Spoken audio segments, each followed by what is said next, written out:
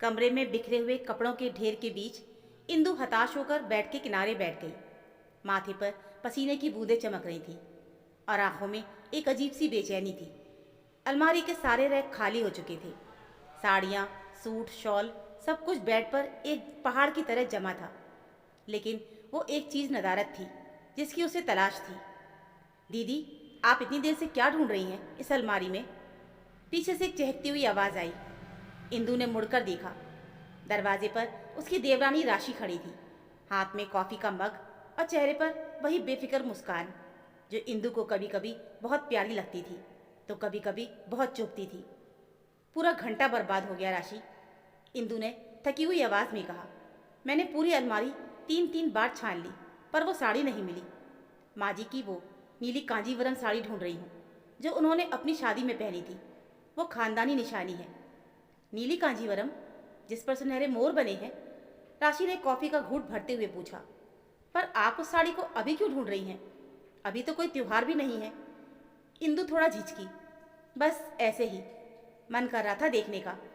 सोचा था उसे ड्राई क्लीन के लिए भेज दूँ ताकि सुरक्षित रहे। राशि ने लापरवाही से कंधे उचकाए। ओह, वो साड़ी? दीदी, आप बेकार में परेशान हो रही हैं। दरअसल आज सुबह ही माँ जी ने वो साड़ी मुझे दे दी है। उन्होंने कहा है कि ये उनकी सबसे कीमती चीज़ है और अब ये मेरे पास रहेगी। राशि की ये बात सुनकर इंदु सन्न रह गई। उसके पैरों तले ज़मीन खिसक गई। तुम्हें दे दी? हाँ दीदी, राशि ने मुस्कुराते हुए कहा और अपने कमरे की तरफ मुड़ गई। मैं तो खुद हैरान थी पर उन्होंने जिद करके मेरे हाथ में थमा दी। अच्छा, मैं चलती हूँ, मेरी ऑनलाइन मीटिंग है। राशि चली गई, लेकिन इंदु के कानों में उसके शब्द पिघले हुए शीशे की तरह गूंज रहे थे। 2 दिन पहले, सिर्फ 2 दिन पहले की तो बात थी। इंदु को याद आया। शाम का वक्त था। सास सुमित्रा देवी अपनी आराम कुर्सी पर बैठी थी और इंदु उनके पैरों में तेल की मालिश कर रही थी। सुमित्रा जी ने बड़े स्नेह से इंदु के सिर पर हाथ फेरा था और कहा था, इंदु, अगले हफ्ते मेरी और तेरे बाबूजी की 50वीं सालगिरह है, स्वर्ण जयंती। मैं चाहती हूँ कि उस दिन पूजा में तू मेरी वो शादी वाली नीली कांजीवरम साड़ी पहन। वो साड़ी सिर्फ कपड़ा नहीं है, वो इस घर की मर्यादा है और 10 सालों में तूने इस घर को जिस तरह संभाला है उस मर्यादा की असली हकदार तू ही है।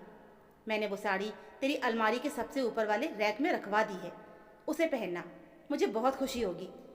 और आज आज वही साड़ी राशि के पास थी और राशि ने कहा कि माँ जी ने उसे दे दी है। इंदु की आंखों में आंसू तैरने लगे। वो सिर्फ एक साड़ी का मामला नहीं था, वो विश्वास का मामला था। इंदु इस घर की बड़ी बहू थी। पिछले 10 सालों से उसने अपनी एमए की डिग्री संदूक में बंद करके इस घर की रसोइया, नर्स और मैनेजर की भूमिका निभाई थी। राशि तो अभी 6 महीने पहले ब्याह कर आई थी। मॉडर्न, नौकरी पेशा और घर के कामों से कोसों दूर रहने वाली राशि। क्या माँ जी को अब इंदु की सेवा और समर्पण पुराना लगने लगा था? क्या नई बहू के आते ही पुरानी बहू की अहमियत खत्म हो गई? इंदु का दिल भारी हो गया। उसे लगा जैसे उसका स्थान छीना जा रहा है। ना उसने साड़ियों का ढेर वापस अलमारी में ठूसा और भारी कदमों से बाहर निकल गई। शाम को घर का माहौल सामान्य था, लेकिन इंदु के अंदर तूफान चल रहा था। सुमित्रा जी हॉल में बैठी टीवी देख रही थी। इंदु चाय लेकर आई। माँ जी, चाय। इंदु ने हमेशा की तरह कप बढ़ाया, लेकिन आज उसकी आवाज़ में वो खनक नहीं थी। रख दे बेटा, सुमित्रा जी ने बिना नज़र हटाए कहा। अरे सुन, राशि कहाँ है? उसे बुला जरा, मुझे उससे कुछ ज़रूरी काम था। इंदु का दिल फिर से दुखा। पहले हर ज़रूरी काम के लिए इंदु पुकारी जाती थी, अब राशि। वो अपने कमरे में है, काम कर रही होगी।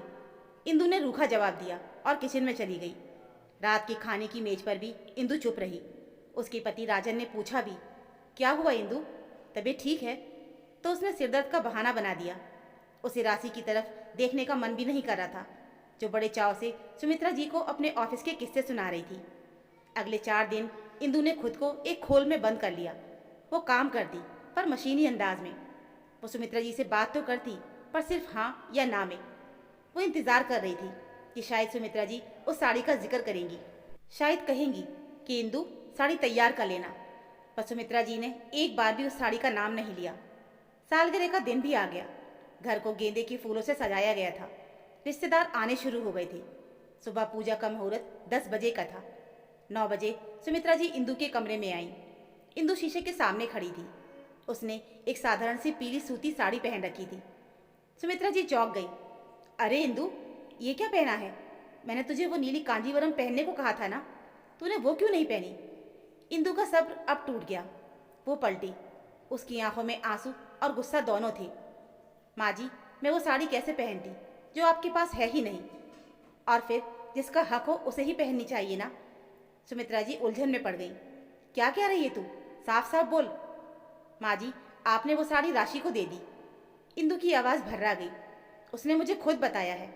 अगर आपको लगता है कि राशि उस खानदानी निशाने की ज़्यादा काबिल है तो मुझे कोई शिकायत नहीं, पर कम से कम मुझे झूठा दिलासा तो ना देती हैं आप कि मैं इस घर की मर्यादा हूँ। मुझे बहुत दुख हुआ माँ जी। सुमित्रा जी कुछ पल के लिए शांत रहीं, फिर उनके चेहरे पर एक रहस्यमयी मुस्कान आ गई। अच्छा, तो ये बात है, तूने ये सोच लिया कि मैंने तेरा पत्ता काट दिया? राशि ने खुद कहा कि साड़ी उसके पास है। इंदु ने सिसकते हुए कहा, हाँ है उसके पास। सुमित्रा जी ने स्वीकार किया, पर तूने ये नहीं पूछा कि क्यों है। चल मेरे साथ। सुमित्रा जी ने इंदु का हाथ पकड़ा और उसे खींचते हुए राशि के कमरे की तरफ ले गई।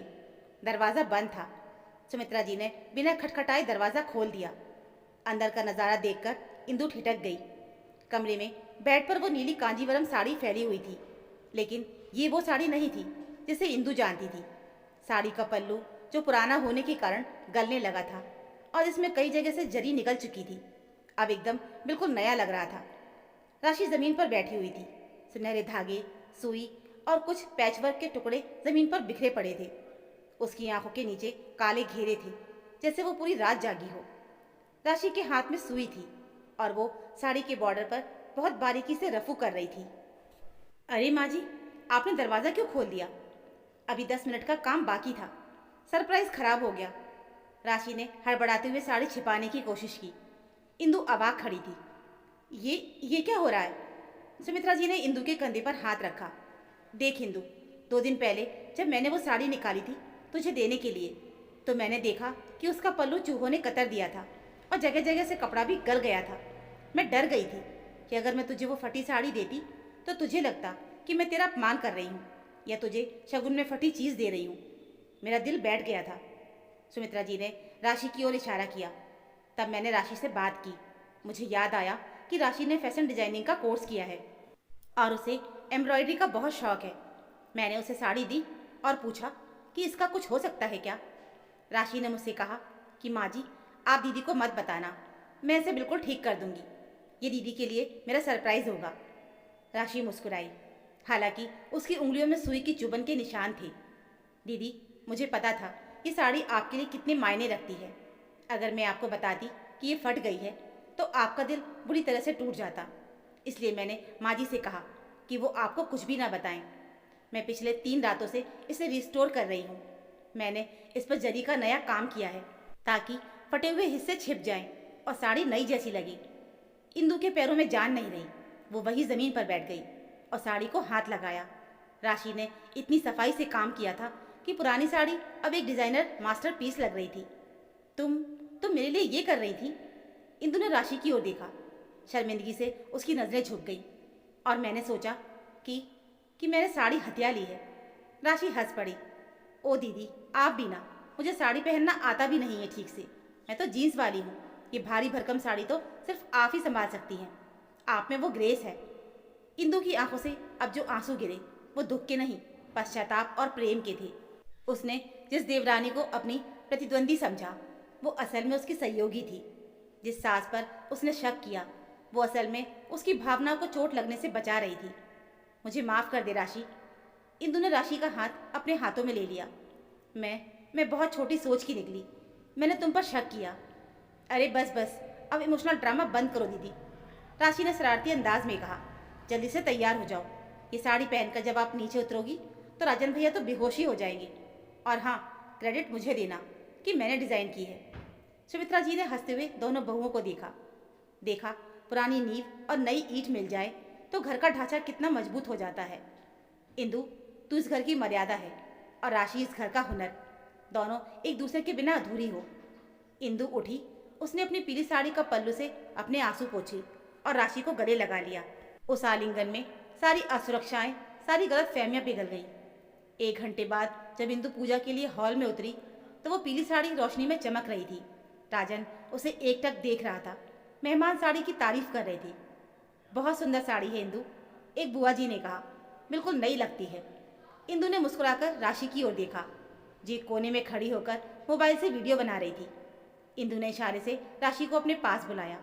बुआ जी, इंदु ने राशि को अपने साथ खड़ा करते हुए गर्व से कहा, साड़ी तो पुरानी है, खानदानी है, लेकिन इसमें जो चमक है वो मेरी छोटी बहन राशि की मेहनत की है। अगर ये ना होती तो आज ये साड़ी और मैं दोनों फीके रह जाते। राशि का चेहरा खेल उठा। सुमित्रा जी दूर खड़ी ये देख रही थी और मन ही मन अपनी 50 साल की गृहस्थी की सबसे बड़ी उपलब्धि पर मुस्कुरा रही थी कि उन्होंने अपनी बहुओं को देवरानी जेठानी नहीं बल्कि बहनें बनते देख लिया था। उस दिन इंदु ने सिर्फ साड़ी नहीं पहनी थी, उसने एक नया रिश्ता ओढ़ लिया था।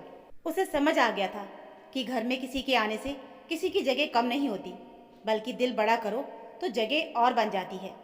अलमारी में साड़ी तो मिल गई थी, पर उससे कहीं ज़्यादा कीमती चीज़ मिल गई थी, एक सखी जो देवरानी के रूप में आई थी। तो दोस्तों, ये थी हमारी आज की कहानी। उम्मीद है आपको ये कहानी ज़रूर पसंद आई होगी। इस कहानी को लेकर आपकी क्या राय है हमें कमेंट में ज़रूर बताना। कहानी सुनने के लिए आप सभी का बहुत बहुत धन्यवाद।